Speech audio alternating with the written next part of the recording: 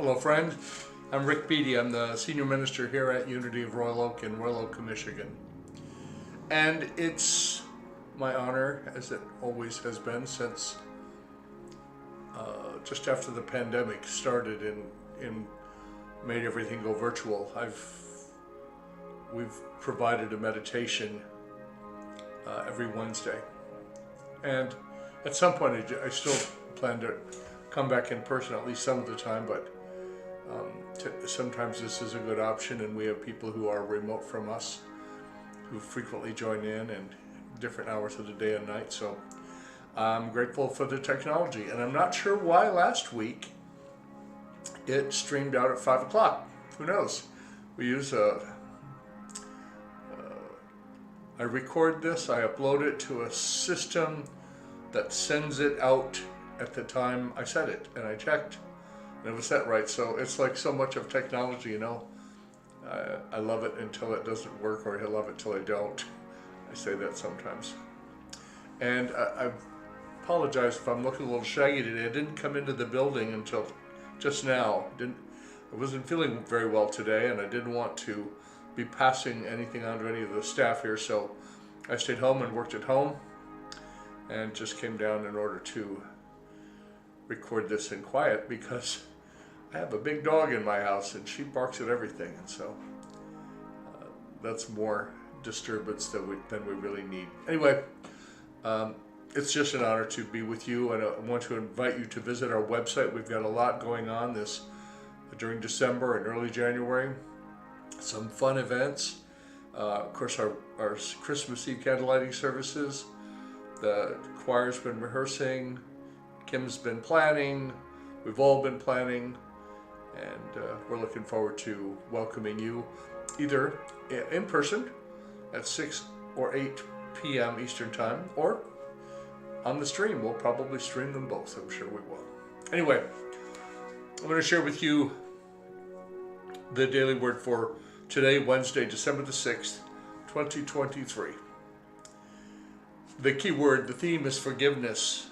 Oh, and I do so with permission of Unity, the publishers of Daily Word. And I've said it many times, if you don't have this, either the printed copy, you can get it a digital copy. I do that. I get it via email, and then there's an app that I can use on my phone to read it, and I like that. And it actually will read the daily word to me. It'll read it to me, so I love that too. And here's the theme, is forgiveness, one of the frequent ones. And forgiveness is, I've said many times, is one of the two, I consider them the two essential pieces of the spiritual life, the unfolding path. Forgiveness and gratitude. So today I forgive, the affirmation. I affirm, I forgive, and I forgive and find my freedom. I forgive and find my freedom. Forgiveness is a process of release that starts with willingness. It does not mean I condone the hurt I experienced. It means I am willing to lay down the burden I carry in favor of healing and peace of mind. Forgiveness is a powerful kind of self-care. It need not include an exchange with another, because it takes place within. Throughout the process, I prayerfully seek divine direction as I discern what is mine to do. As I forgive others, I also forgive myself for holding on to anger or resentment. Releasing a grudge can compare to flushing out a toxin and restoring well-being. I forgive, and as I do, I open the door to a happier future, to a lightness of being, to a new beginning filled with freedom and possibilities. And the Bible verse for today is from Psalms 86 and 5. For you, O Lord, are good and forgiving, abounding in steadfast love to all who call on you. So there's this particular reading, and I like it a lot. Forgiveness is a process. It's not an event, it's a process of release. It's a process of reflection that starts with being willing. Say, if there's someone in your life that you want to forgive, or perhaps even yourself, but often it's another person, and you're not sure, and you're uncertain about how to start, just say in prayer, just declare the truth. I am willing to see this situation differently. I am willing to forgive. I am willing. I am willing is such a powerful statement. I'm willing to be different. I'm willing to be more open. I'm willing to be more loving. I'm willing to be less judgmental. All of those things, and you fill in your own blanks. I am willing to fill in the blank. It includes, I'm willing to lay down the burden I carry in favor of healing and peace of mind. Holding on to anger, holding on to resentment, holding on to a judgment, holding on to a hurt. You perceived that someone hurt you, said something, trash talked to you, whatever. Holding on to that, keeping that alive in you only bothers you. It does not bother that other person. They did whatever they did and they moved along in their lives. So why do you hold on to it? What's in it for you? Has it become part of your story? Has it become part of your identity, perhaps? Or you just don't know how? That's why willing is such a powerful place to begin. Throughout the process, I prayerfully seek divine direction as I discern what is mine to do. Sometimes I chant Ho'oponopono, the Ho'oponopono chant. You can, it's traditionally chanted, I think it's 108 times. Lots of YouTube videos on it. It's a powerful process. And whether I'm seeking forgiveness or wanting to forgive, I have used that chant both ways, many, many, many times. It is powerful. As I forgive others, I also forgive myself. I also forgive myself for holding on to anger or resentment. Releasing a grudge can compare to flushing out a toxin and restoring well-being. When I first read flushing, I thought, oh, it's going to like flushing the toilet, but that's kind of it too. We get this stuff, we let it go, flush it away. So, particularly at this time of year, it's powerful to identify for yourself things that you want to let go of, old wounds, hurts.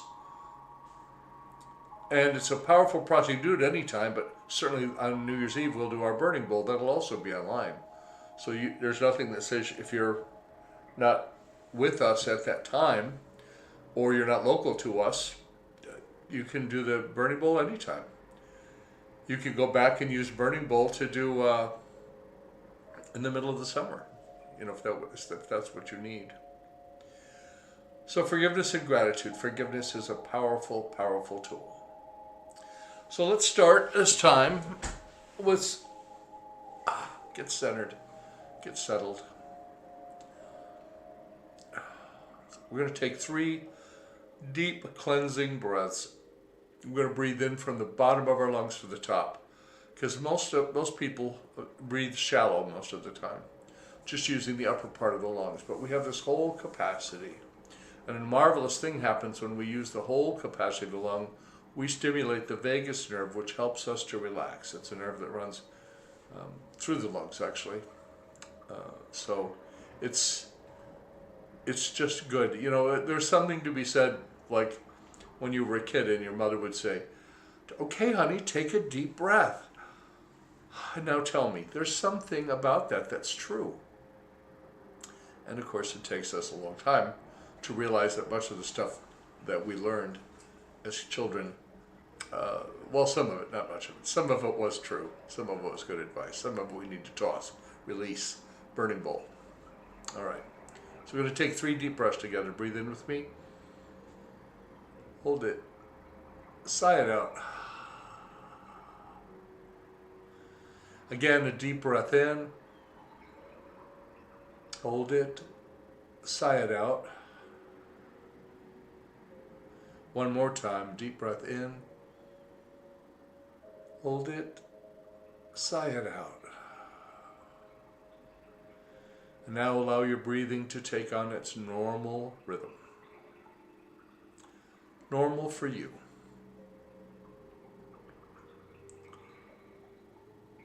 And scan your body. See if there's any place that's tense. muscles knotted or your hunched up shoulders, just let them be loose. Wiggle around a little bit.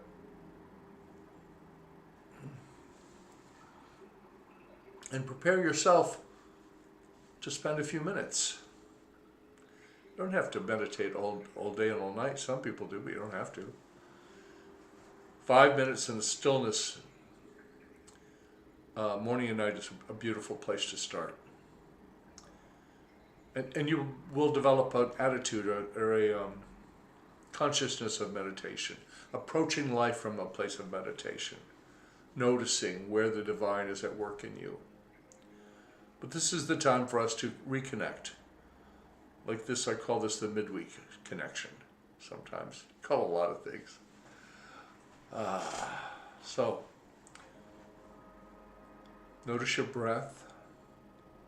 And by the way, if you hear a noise or something startles you, or there's a car backfires outside or something, let it not be something that you fight with and engage, but let it just remind you to turn within, turn away from the noise of the outer world. There's a whole lot of it going on. Because I was home for part of the day working on our database that we use to do a lot of things around here. And I've not had the time or the focus to do some maintenance that needed to be done. So I was working from home. It was quiet, except for an occasional dog barking. And I just worked hard and had a very productive day. I hope that yours has been too. Okay, so let's, again, if anything disturbs you, let it just be a reminder to turn within. And you do that by, if you're disturbed or your mind has wandered off, bring yourself gently back to the breath. And then follow the next breath inward. That's the most basic kind of meditation. They're all different kinds, but this one is pretty powerful for me. I use music usually to help mask some of the background noise. It also gives my mind something to pay attention to. Because we need to give the mind something to pay attention to, something to do, a job, or it will make stuff up. Have you watched your mind ever make stuff up? I have. But that's for another Wednesday night. So the music we're using tonight is some that Kim Lange wrote. I've got some more that Jeb wrote, but I didn't get it on my phone in time. And because we don't have a sound engineer and all of that here, it's a process that I've figured out over time. So take a deep breath. And now allow yourself to begin to relax. To relax deeply. To focus your attention on your breath.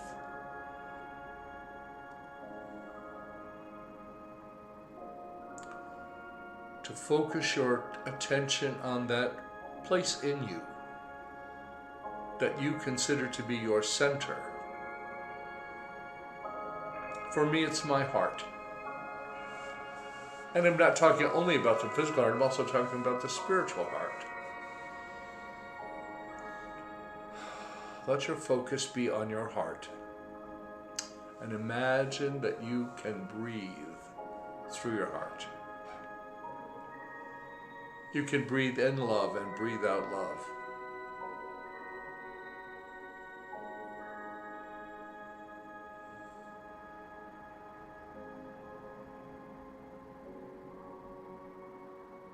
And let the music carry you more deeply. Touch you beyond words.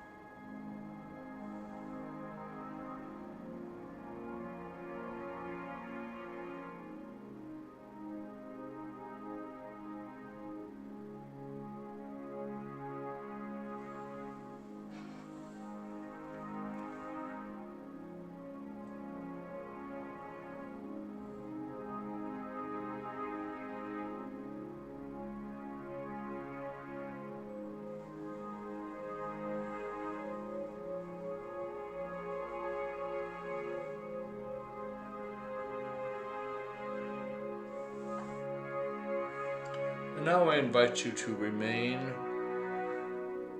in the meditative state that you're in. Kind of almost, it's like dusk or twilight, just not quite awake, not quite snoring. And call to mind any situation or circumstance that you would bless. Any person, any friend, someone they're on a journey of healing. I'm blessing myself and restoring my health, calling it forth in me. The very life in me is the life of God. That's the truth. And it is the power for this month, is the power of life itself. So hold the image in your mind of this person, the circumstance, the situation. It could be the political situation. It could be the issues going on still in the Middle East. And all the many parties to this conflict. And all the other reasons. Doesn't matter what the reasons are. We can't solve that for them, but we can hold a space for them to solve it, and we can solve the war in our own hearts. We bless the Middle East. We bless the Ukraine and Russia. We bless the whole world. We don't hold love and peace back from anybody. A Course in Miracles says there is no, I think it's holier place or sacred place than where an ancient hatred has become a present love. Peace is possible. It starts with you and I.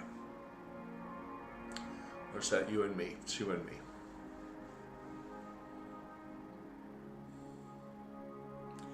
And so we bless the world. We bless you, your families, this time of year. And I'm going to invite you to pray with me. Almighty Father, Mother, everything, God, I give thanks to the people who connect with the services that this center provides.